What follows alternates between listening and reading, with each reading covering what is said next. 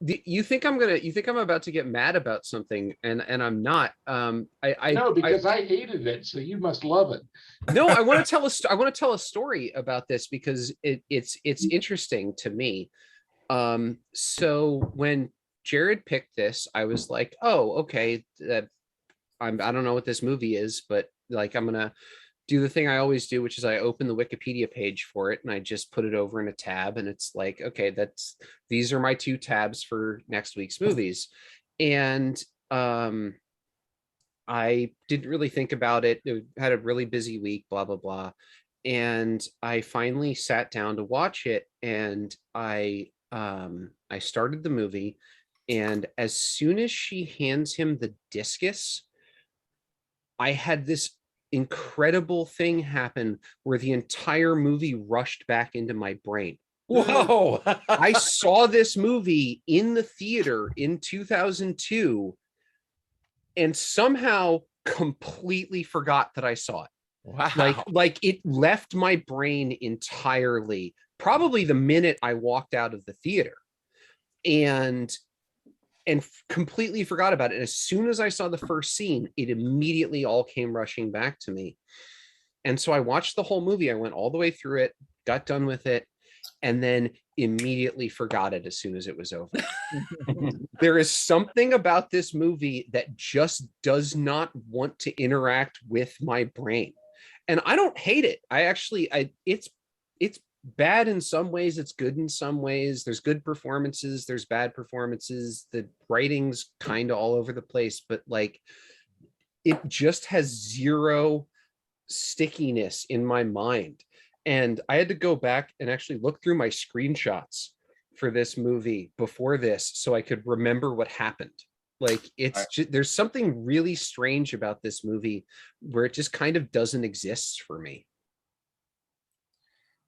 This movie always stayed with me. That's one of the reasons It could be of the era. It has a nice, slick, sanded down look of a lot of like college comedies coming out around this era. I'm just saying, in terms of the look, not in terms of like how it's put together. Is that a chicken? No, it's Jim. The film itself was like, as Eileen said, it was just John Waters territory almost. It was bizarre. It was wonderful. Except it wasn't good. Mm-hmm. All right, but it was John Waters if you divorced it from his talent. Yeah. Well, it never quite hit John Waters' full gear, but a couple places it kind of went a downhill slope in that area. It wasn't even up to Napoleon Dynamite standard. I'd rather watch this again than Napoleon Dynamite. That's for goddamn sure. Mm-hmm. Yeah, I wouldn't want to watch either of them again.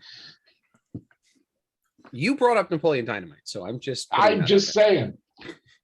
It's a better movie. I like Napoleon Dynamite too, though. I wanted to like this way more than I ended up liking it. I mean, I love Christina Ricci, and like the table is set for this thing to be good. Like it immediately drew to mind for me like Heathers, Election, Edward Scissorhands, maybe a little bit of To Die For. You know, Todd Solondz over here, Todd Solondz over here, over the Farrelly Brothers for sure. Yeah, but it didn't like. On one hand, I don't think it went far enough. Like I felt at times it was trying to be provocative, and I wanted it to go further. It felt like it was pulling its punches consistently. It goes too far. It goes too far to be mainstream, and it doesn't go far enough to be indie. Yeah. Neither fish nor fowl. The Farrelly Brothers have done the differently abled thing way more and much more effectively. I don't know. Yeah. I think yes. Let's use the word effectively. Yeah. Yeah, I think the Farrelly Brothers though are so lowbrow, and this has a bit more of a. This has a bit more of a. But this was trying to thread the needle somewhere between that and Election, which for me is like really smart. Yeah, Election is whipping, brilliant. I think that this has more polish than a Farrelly Brothers. I think there's something about it anyway. But yeah, I see. I get your point, and I think that. This movie doesn't live in a world where Jerry O'Connell can describe the blowjob to the camera. And that's the problem, really. like that's the thing it's missing is, and maybe Election is actually the reason it doesn't stick with me, is it does kind of feel like that, but sanded down, so it just slips past it. A little bit. Yeah. I don't know. There's something about there's a there's a balance between like how mean spirited and also how loving this movie is that I like. It kind of has this. Right, It had a good part. It's like some high school or film or is it department. just a seesaw where they can't make up their mind? Yeah. That, for me, that was the thing. It was like it did not have the strength of its convictions to be like consistently snarky mean. Right. It's like every time it felt like it got close, it would swing back over here and try to be sweet again. Yeah, it was. And then again, because I think the Farrelly brothers do the differently abled, as a character element better than this does. Right. It whiffed that too. Yes. I love the color coding. This isn't the alpha sorority versus the omega sorority. It's the brunettes versus the blondes. Yeah. That's kind of fun. And again, seeing Amy Adams in like one of her first roles, probably. Yeah. Doing a fine job off to the side with no actual lines. And that was this really was fun. also Melissa McCarthy really early. And Melissa right? McCarthy was really good in it. She was that was a really nicely done role. And I felt right off so the ground horrible wing. for her. That whole getting the 4 people in the car there and going to the beach. It was like, oh, that cut to the beach was just brilliant, though. it was. It was All just four of them. Yeah, the whole thing was just so badly, very, very teenage girl engineered idea about how this is going to work out. Yeah. And so it didn't work out. I would like to compare and contrast the 2 scenes that actually stuck out the most to me, though, which is this. Yeah. Oh my God. I love And that. this. Uh-huh. Yeah, This is the most interesting scene in the movie. it was a good one. This whole monologue that she has about how you think you're the rebel and no one can actually rebel, and poetry is supposed to be about what's in your heart, and poetry is supposed to be like, how can you grade us about stuff like that, is a sort of dumb college kid take, but also that's what the movie's about. Like the movie is about like judging people for what's in their hearts versus what some level of society says that they should be a part of. But then also the movie has the stock footage of the exploding car. Yeah. I don't know Like what the you're movie, talking about. and of course, and then he's alive in the hospital after the car. I know exploded. that stock footage. Like, it was The kept the looking for Wikipedia Lana film Turner in the synopsis back. says somehow was not burned by the explosion. Right. and that's where it's like, are we being punked? Like, what's going on with that? Oh, but there's a couple other moments like that it gradually gets a little more like that as the movie goes on. But watching it again, I still laughed out loud a couple times. And one of the times I laughed out loud was when Pumpkin wins the relay at the end. He says, he's just like Carl Lewis in every way. And I just think that's so fucking funny. Like, because you can see the actor think about it in every way. He's like, going back to what Tad said. The scene you're at behind you, where it kind of challenges the poetry teacher, but it's great setup. But they screwed the end up where he's out there like, "You're leaving, yeah, I'm leaving, going to school, but you're the best student I ever had." He falls to his knees. I'm like, no, it's this scene. I know. I'm talking about this scene pairing with that scene. Right. Yeah. Everything that's built up here got diffused in that one. Well, there's a scene at the very, very end. That's the movie. Everything that got built up in this scene got diffused in that one. Yeah, no, exactly. But the very end, it equalizes to plain yogurt at a certain point in time. Where she's walking away with the pumpkin at the end of the film, and she asks, she says, "Is that a metaphor?" And it gives her a blank look, and she looks at the camera like, "Uh-oh." Yeah. Yeah, there's It's like the end of The Graduate. You I know, took the pretty words right much. out of my mouth, Jim. The words right out of my mouth. It's the end of The Graduate. There's also Kent's the only person in this movie who's going to be happy after this movie's over. Ken's the best character in this movie. Yeah, he's a great character, and I love interesting good guy, bad guy, good guy. Yeah, interesting turn, huh? And I love how I love that they depicted. Yeah.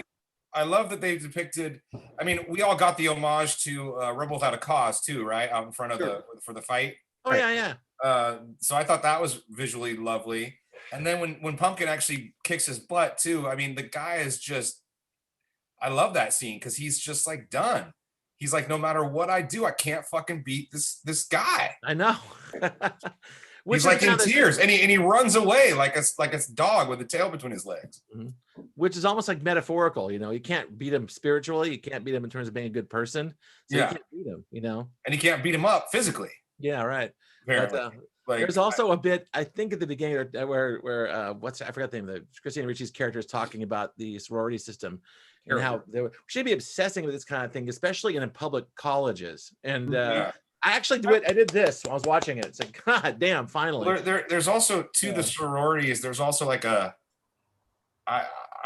like a lot of things in this movie. I mean, obviously I picked it, but there's like a Stepford wife like thing going on too, with the way they dress and like the way they act. And He used the term Stepford once in this movie. And the way they Yeah. talk about Stepford wives. also Yeah. like, I know the character was one dimensional, case but you I missed it.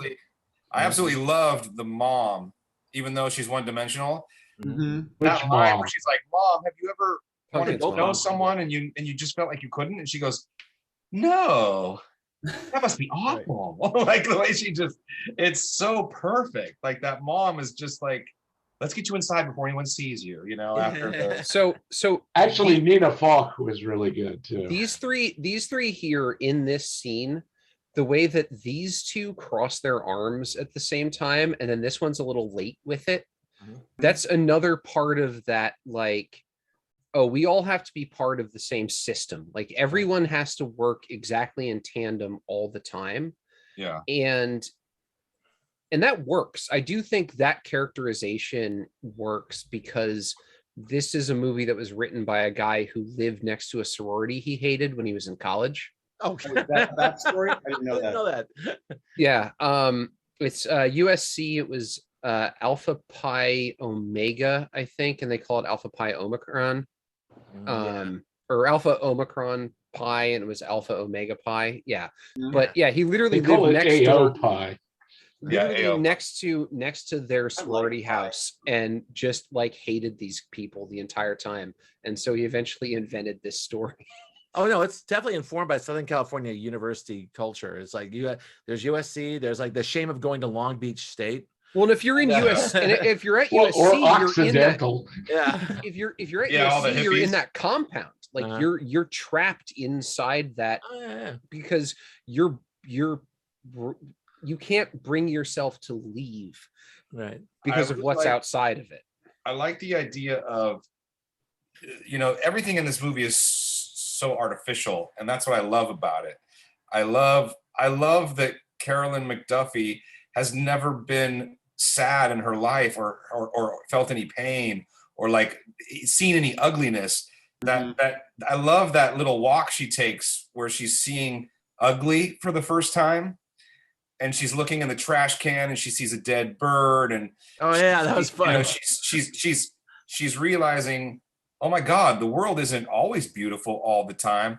And I don't know, there's something about the way they, like, I would hate a movie that tried to do that for real. You know what I mean? Like this movie is doing it, as a dark comedy, and I just think that works. It was a prescient thing about helicopter parenting. You know, there's kids who go to college who never experience anything negative in their entire life, and they show up and it's like there was I felt that feel about it. You're right.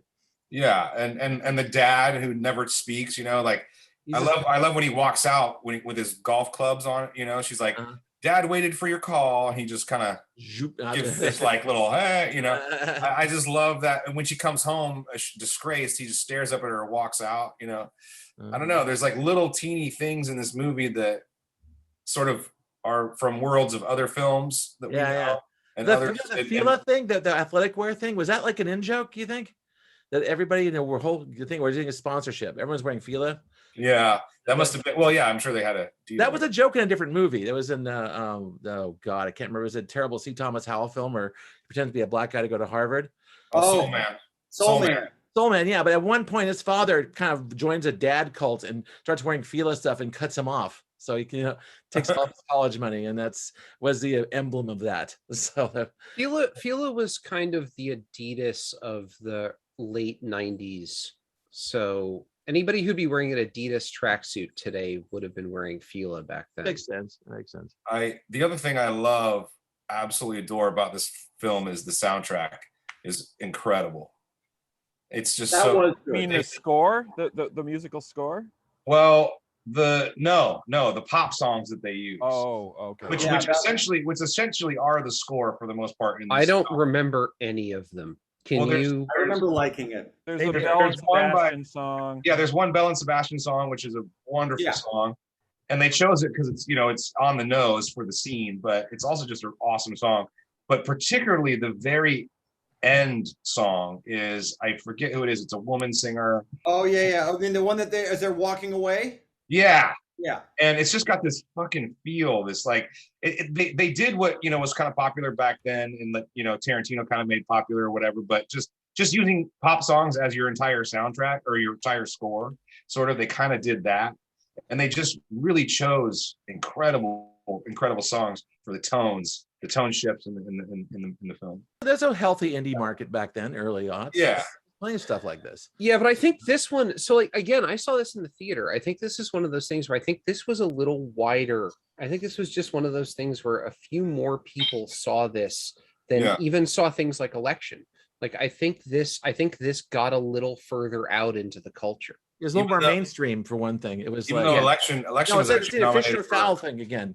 This is like half Nominations don't equal how many people saw it, though. That's This is true. a half interesting art film because it does a lot of things that are highly And stylized. Christina Ricci was one of the biggest things on the planet Yeah, and at it's- this and point it's in time, half which a- is why I saw it. I saw I it like her because just Christina about Ricci anything. was in it. And half a 3-picture deal produced by Francis Coppola. It's Yeah. half- Yeah. there, It had Zoetrope money behind yeah. it. Yeah.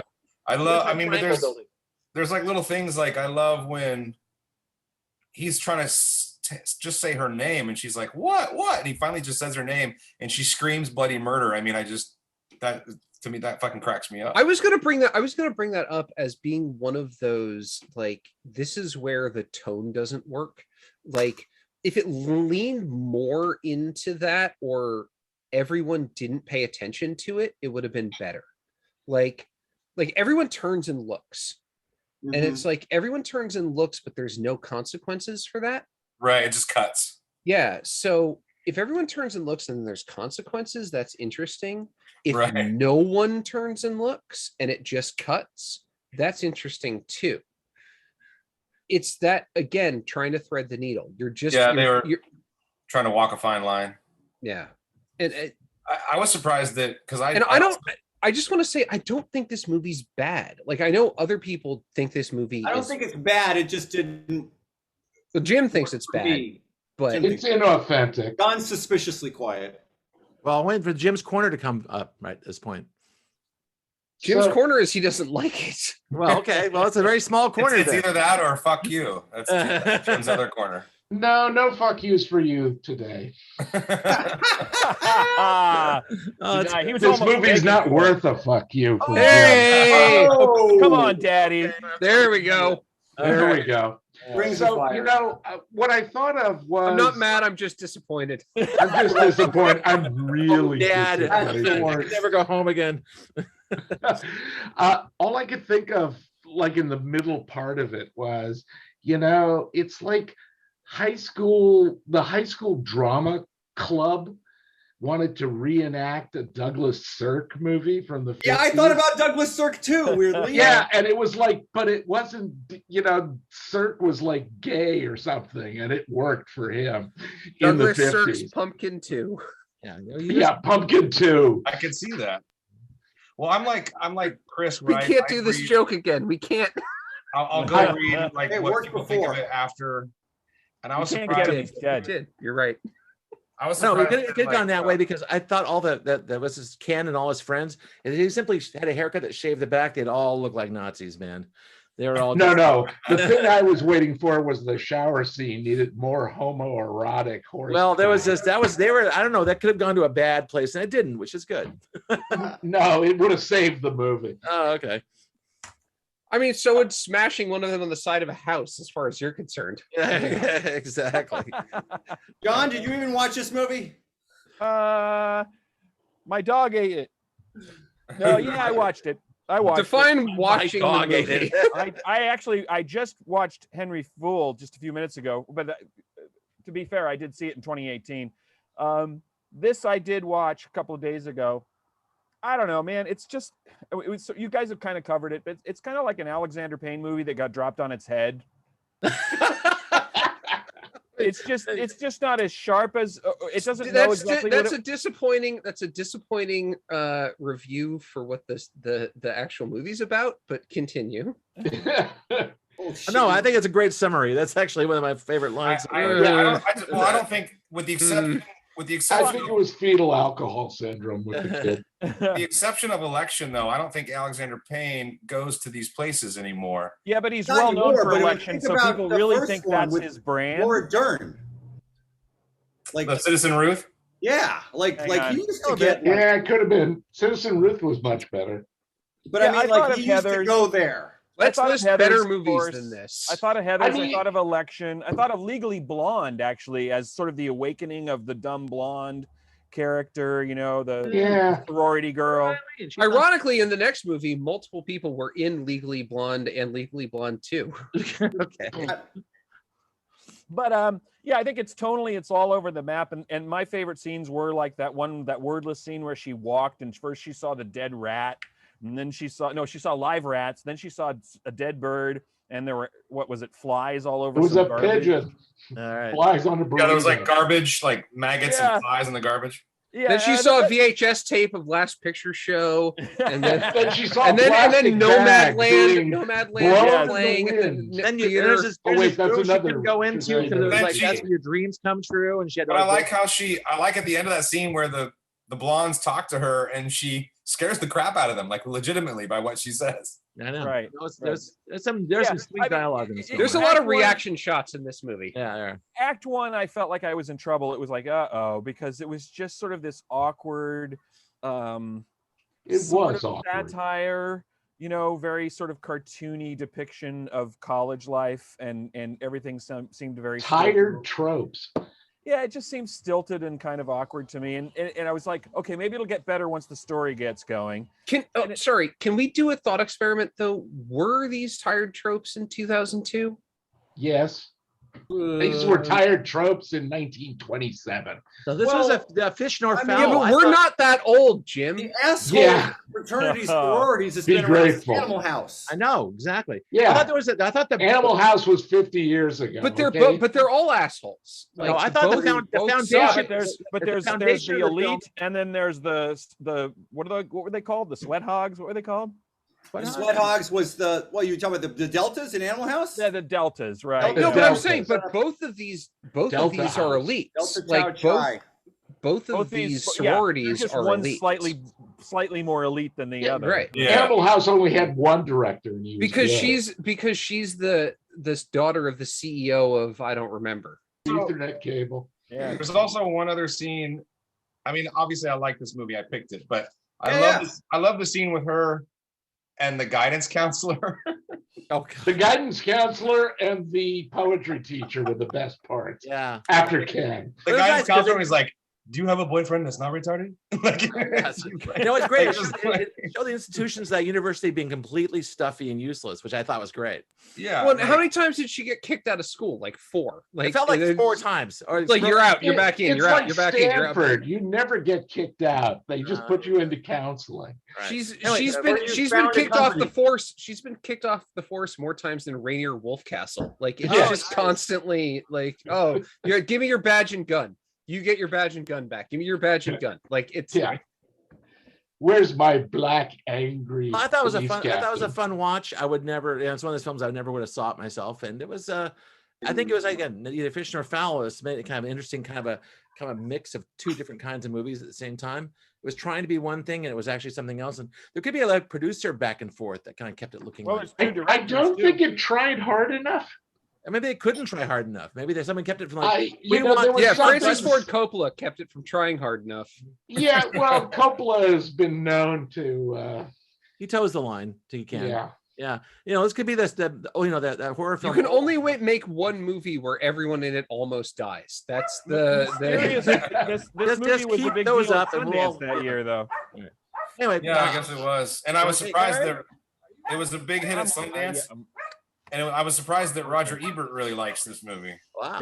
It's what killed him. Was this a Sundance? This is Sundance? Makes sense. Yeah, this was like a Sundance darling, I guess. Oh, okay. It was. Well, okay, I guess we can do hands at this point. Show a thumbs. So Yeah, I wouldn't watch it again. I mean, I've got a hand. That's the best. Throw a thumbs. So I like. No, I thought it was pretty good. Moderate thumbs down. Yeah. Jim sneaking in the fuck yous. The things I thought that were delightful, and so I was I'm doing it in American Sign Language. all right.